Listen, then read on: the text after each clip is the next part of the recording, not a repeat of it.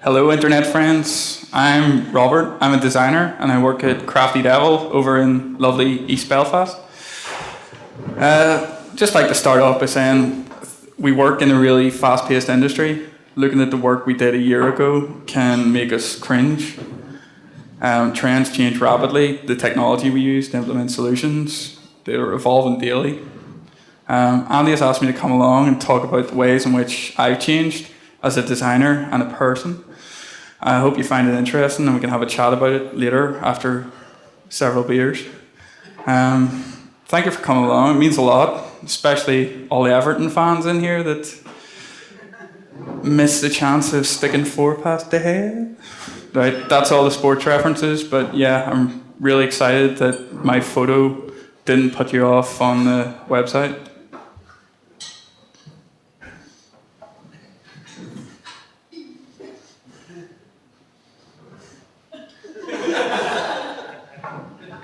Thanks for that, Andy. Still got it. Like good design, I think form is dependent on context.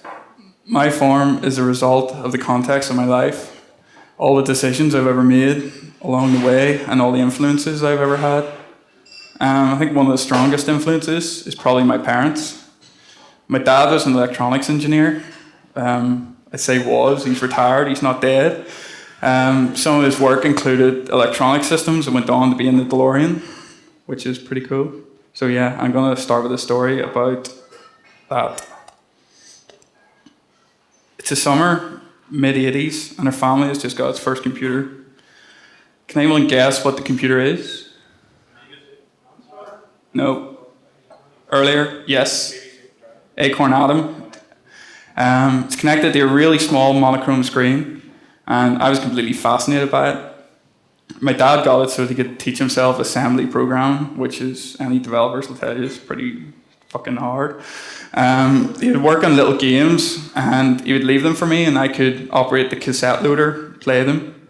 My dad came in from work, I'd give him feedback on the games, and didn't really think much of that one. Too easy. Little did I know that that was really my first role as an interactive designer, and also my first time collaborating with developers. And this was in the 80s. Gifted.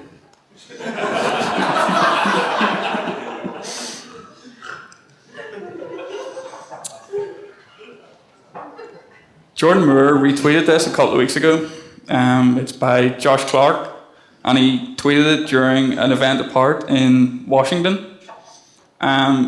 This tweet just summed up a lot of stuff that was in my head about interaction design and how I got here. The tweet itself is more related to the skills and problem-solving conventions that we use when we're playing games and how that can be applied to our lives. To succeed in a game, you have to pass by, you have to do things in a certain order, you have to be responsive to the environment you're in. With all this hindsight, I've noticed that games are the reason that I inadvertently get into web design. Somewhere around 97, I became obsessed with a game called Quake. Any Quake fans in? You?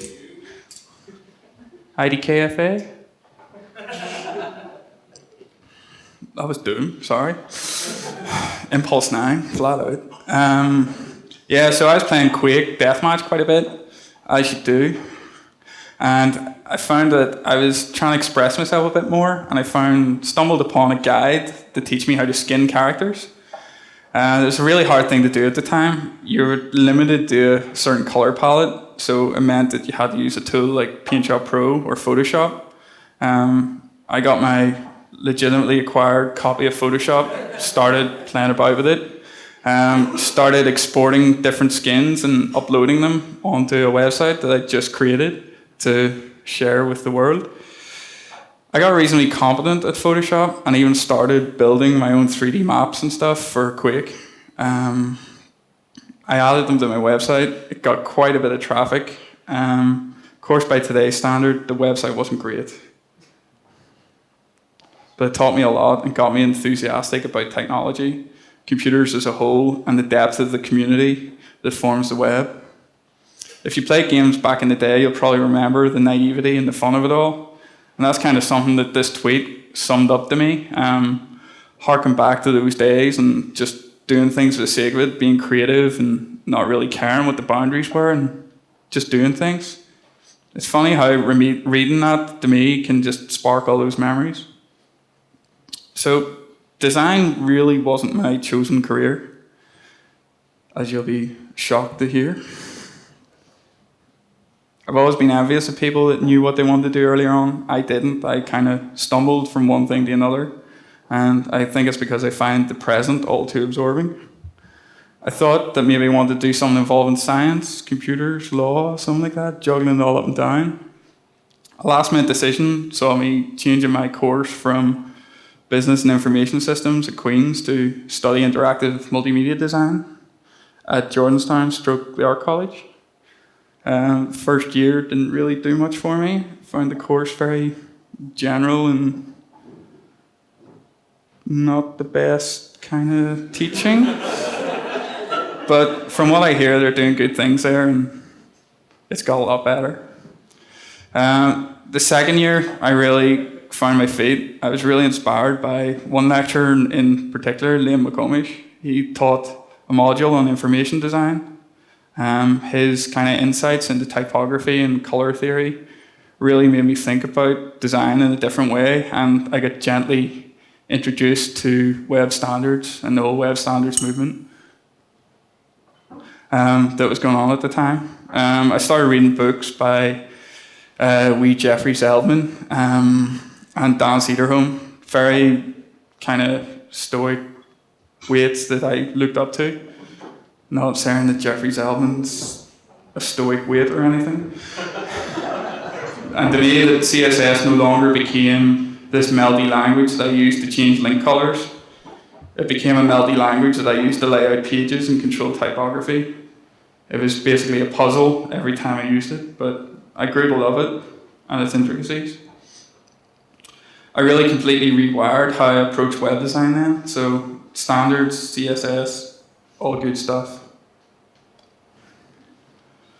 I graduated in 2006 with the wee sneaky 2-1, and with a real passion for standards-based design, and I consider myself a good all-rounder because I could work Flash too. In September 2006, if you know that, you can probably work out how old I am. I started working at SEA, or the Northern Ireland Council for Curriculum, Education and Assessment. SEA is just easier to say. In the Outliers, Malcolm Gladwell states that it takes roughly 10,000 hours to become an expert in a field. I see this as at the point where I put in my 10,000 hours. I was exposed to clients, work within deadlines and manage resources, some really strict technological limits like IE6 and 800 by 600, fun like that. Time at SEA was great. We shipped lots and lots of websites, but I had this overall general feeling that the work I was doing was cyclical. It was the same each year. We were optimizing sites depending on curriculum content. Really, nothing much was changing there. In 2009, I had an opportunity to move to the University of Ulster to work on researching and designing the innovative tools for e-learning. It was a lot more fun than it sounded. So I spent a year there, and this really bootstrapped my understanding of user experience and putting the user first. It was actually a great program, but vastly underfunded, and we couldn't really make much of an impact to what the university were doing at the time. The work was quite methodical and gave me massive insights into how to formalize requirements, how to research, and also how to prototype and assess the quality of a solution before even designing anything, which is something I'd never even considered before. It was always just get into Photoshop as quickly as possible, illustrate it, show it to the client and ship it. But this was more methodical, more process-based, and ultimately shaped how I'd approach work in years to come. It also tied in with a conference that started in 2009 by a man called Andy McMillan. So Build happened. this was like a massive wake up to me. I look at my life in two phases now. Pre-build, post-build. Yeah. Love axes. So everything I was excited about felt new again. My work had taken a heavy educational slant. It wasn't as rewarding as I thought it could be, and I was starting to be exposed to like all this cracking iPhone stuff and thinking, I want to do some of that nice UI stuff. So yeah, being exposed to that, great. Also with build, thanks. This is, to me, I think, probably one of the most important parts of it. I got to reconnect with university friends. I got to find out where they were at in their career and make connections there. So I was just putting myself back in the radar saying, you know, this research project I'm working on, it's only funded for so long. What are you doing? Yeah, anything opening up in your place? So it was kind of good. It was a good opportunity. When I stopped working at the university, I freelanced for a bit for educational clients. It was all just an excuse so I could say, I have an accountant. Look, Mum, it's legit. Freelancing is tough, and I really admire anyone who can do it and make a living at it. I tried for 3 months, and I got enough work okay. It was just the money side of things. It was scary. I had a mortgage at the time, still do have a mortgage. But won the payment, and yeah, your credit rating screwed. I got scared. So I went looking for a job, and I was reached out to by a good friend, and I started working in Blue Cube during the 2010 World Cup, I think it was. Yeah, it was good. Associate everything to football. It was an amazingly good experience for me. I thought I was a competent front-end designer and developer. I kind of relearned everything really quickly. I was good, but I wasn't as good as these guys. They were taking in briefs on a Monday and shipping the site by a Tuesday night. It was unbelievable, the pace. Relearned everything so quickly, and I think it developed myself as a person in coping with that, and also being able to keep up with Fenton because he's so good. A recent article on List Apart has this quote from Hannah Donovan. It really stood out to me. She was talking about the limits imposed by services such as Twitter and Instagram and how people would hack around them just to get a little bit more creative. There have been books published with recipes containing less than 140 characters. People use Instagram with multiple shots in diptych, and they even use multiple exposure to get more creativity than Instagram will permit them.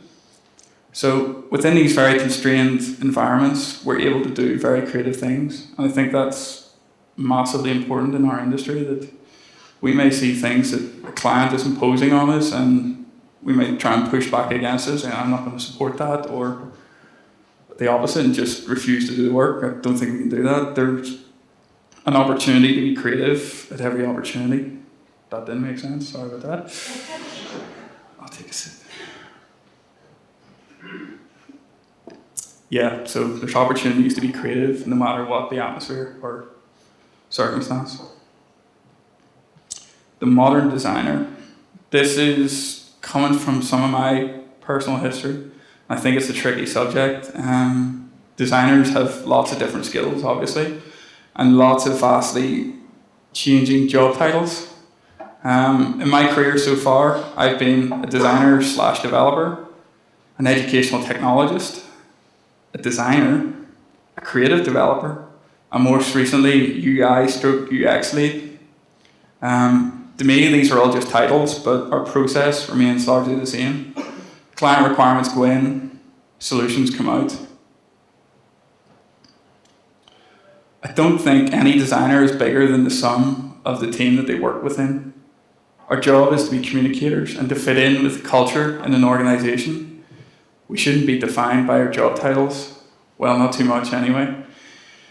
Besides being able to communicate well, I expect designers to have a strong visual style and be strong with layout and adhering to brand guidelines. The modern designer should be able to execute. I'm not saying that they need to be a full-blown front-end developer, but they should at least have the competency to make their visuals come to life in HTML and CSS, or at least communicate the intention in some form of prototyping. It's difficult, it's a hard thing to do, but I think that the industry we're in now demands that of us. It demands it of us. Guinness isn't very good for like wetting your mouth, it just makes you more thirsty.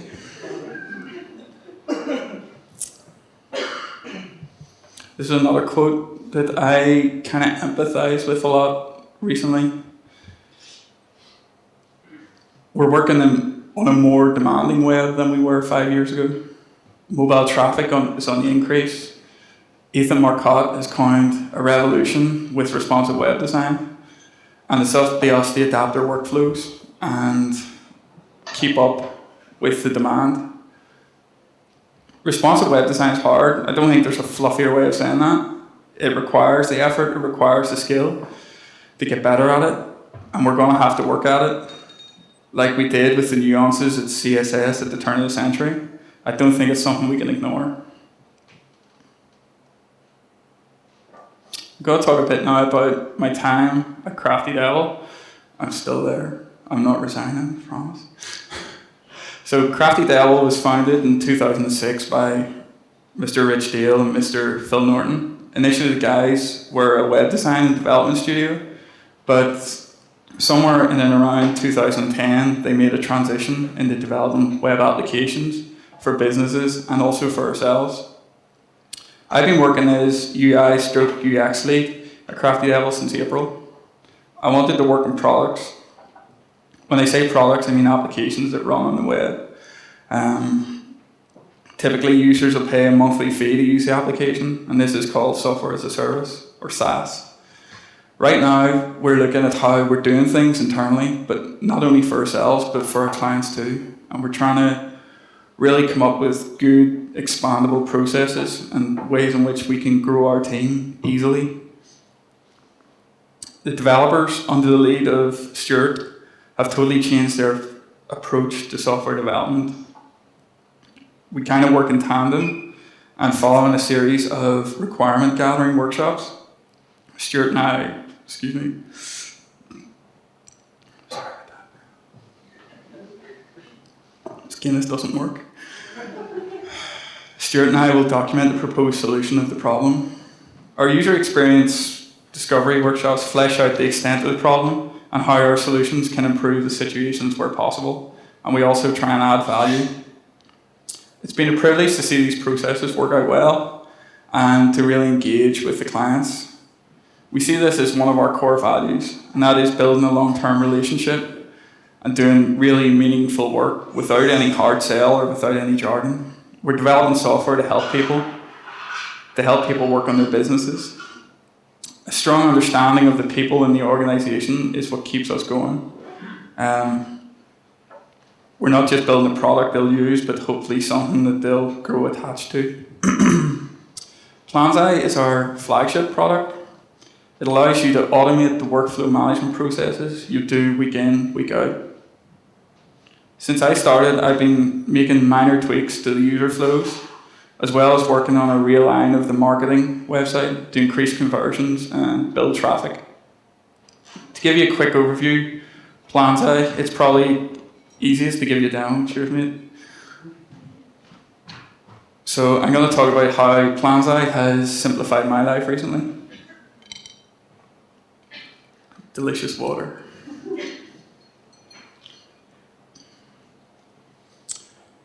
In Crafty Devil, we have started to share our company's Twitter account. It's quite a daunting thing, and we're finding that out. Each week, someone on the team is responsible for tweeting at least twice a day. We wanted to increase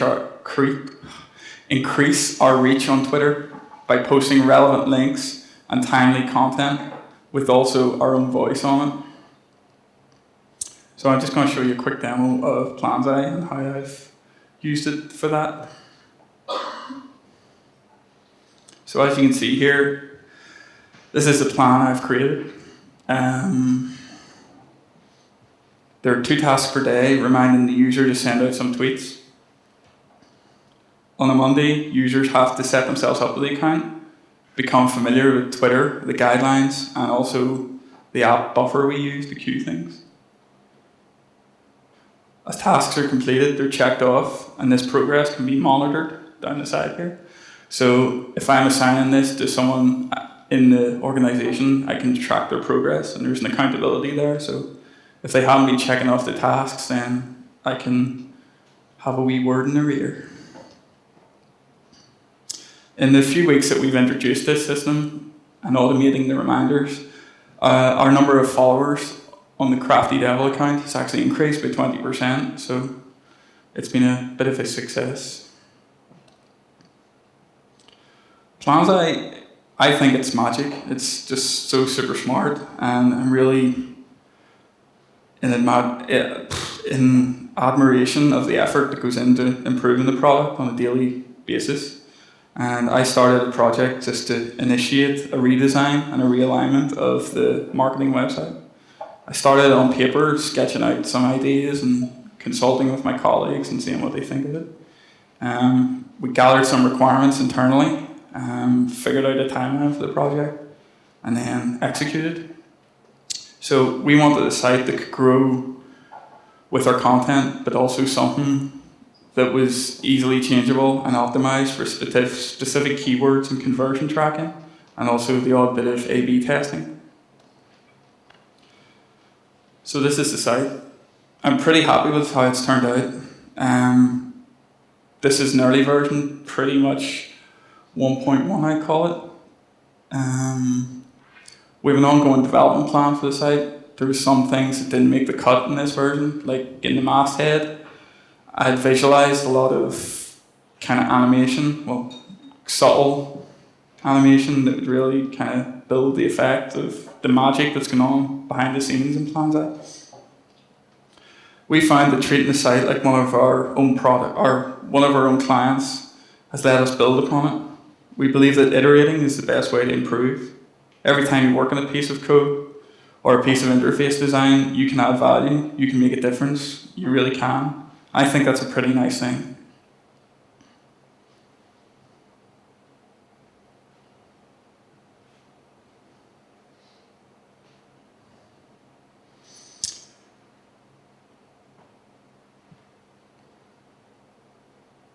When I was learning my craft, experimentation was key, especially with new techniques, things I didn't really know what they were for. So I would download example tutorials and set to work dismantling them and really figuring out how things worked.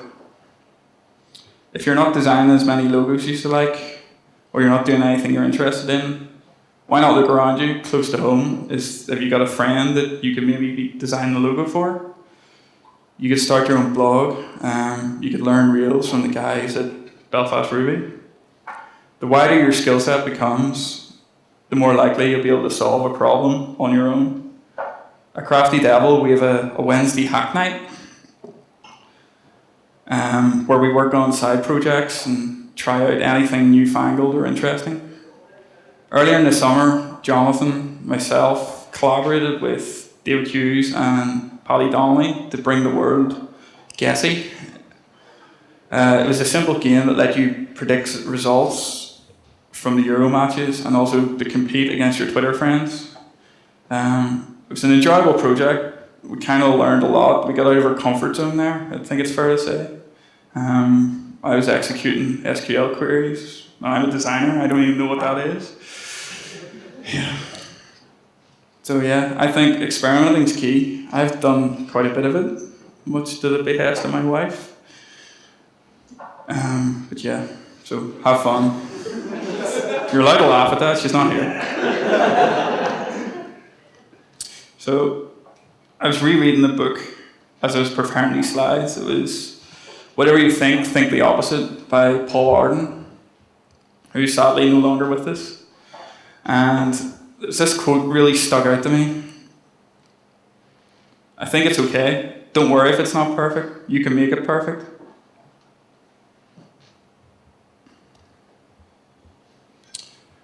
So what does the future hold? When I was designing this slide deck, I was thinking about the context. The slide deck being the forum. I was thinking about you people have had a long day at work. You're sitting in a dark room. It's a relaxed atmosphere. We want to keep things quite dark. Keep the focus central. And from previous experience, I've known that the projector isn't fantastic, so if I was to do something on a white background, subtle colours, it wouldn't come across. So I was being sensitive to the context of this room. Our bodies are very sensitive to light, and we need light to be healthy. But what if our smartphones could become smarter and truly responsive? Built in 2010, Tim Van Dam recounted a tale of how he had built the version 2 UI of Koala. It was a really nice piece of interface design, but it was largely dark green. Tim noticed his shortcomings when he took the phone outside, and his interface was basically a mirror reflection.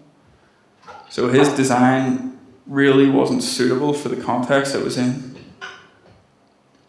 It wasn't reacting to the light. Microsoft are doing some interesting research in the next release of their Windows Phone. They're actually using ambient light sensors in the front of the device to detect what the light levels are. Some people in the community have also gone as far to come up with some media queries that can use these. I know it's a bit of a faux pas to show code, but I thought this was pretty cool. So if I'm outdoors, I get like a high contrast version of an interface, but if I'm in like a dark atmosphere like this, I get a much more chilled out, easy to read. It's very responsive. I think we've only just begun to scratch the surface of what we can do with media queries and all these smart sensors that are coming through.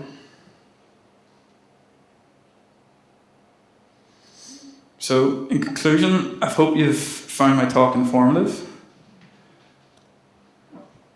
I think if it's your career and you're not liking what you're doing, think about ways in which you can get the most out of your work.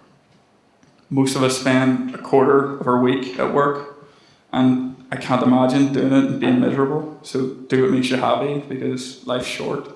I think that's paramount advice. You need to put in the hours. Working hard and learning the ins and outs will pay dividends. You'll become much more competent and be able to approach problems in a greater, more analytical way. Gladwell said it takes approximately 10,000 hours, so let's get cracking. We need to learn from others. If this is your refresh, don't let me put you off. I hope you come back.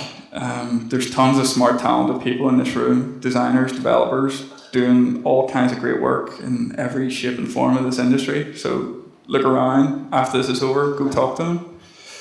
And if you have something to say, write about it, share it on Twitter, and feed the community. We thrive on blog posts and your thinking, and you're the people that are ultimately driving this industry forward. Play more games. Learn from the conventions and games. Become better, level up, focus on your goals, attain your goals, and lastly, manage your workflow with PlanZi. You can sign up for a free account at planzi.com. We'd really love to know what you think about it. Thank you.